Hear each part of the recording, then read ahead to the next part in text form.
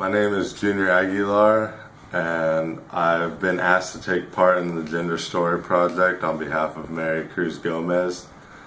And my story relating to gender was growing up. Ever since I was little, I always had really long hair, and it was sort of a means for people to judge me and oppress me based on the fact that I had long hair, and generally having long hair is related to being female, not male. So growing up, I always had people commenting on it,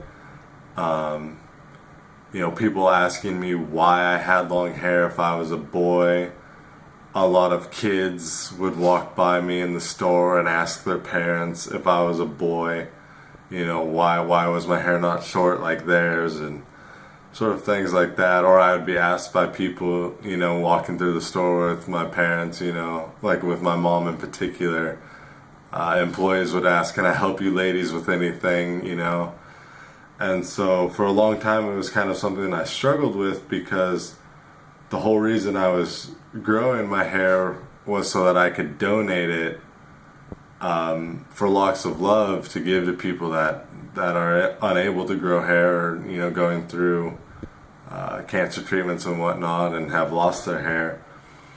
And so it was something that meant a lot to me to be able to help these people in need, but it was definitely a struggle having to deal with the comments from people and the looks from people on a day-to-day basis. It almost made me not want to do it anymore. So it was just something that I had to go through to try to keep my mind set on the fact that I was doing it for the benefit of other people. So it wasn't until I was probably about 13 years old that I finally decided to cut it, which I had no intention of cutting it at that point. I wanted to keep growing it out, and I always thought that once I did cut it, I would grow it out again and keep doing it. But by that point, being in middle school, 7th grade, 8th grade, it had just become too much for me to handle, having every day people pulling on my hair and still receiving looks and comments from people about why I had such long hair.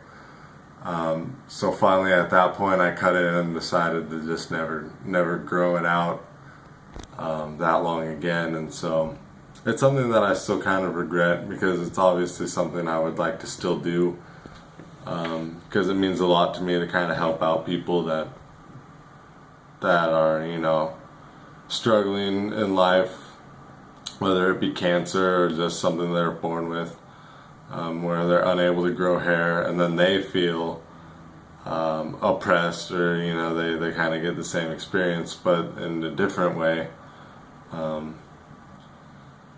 But I mean, I hopefully could someday maybe help out in a different way, but I don't think, because of the experience that I had as a kid, that I'll be able to actually ever grow my hair out again and feel comfortable with it.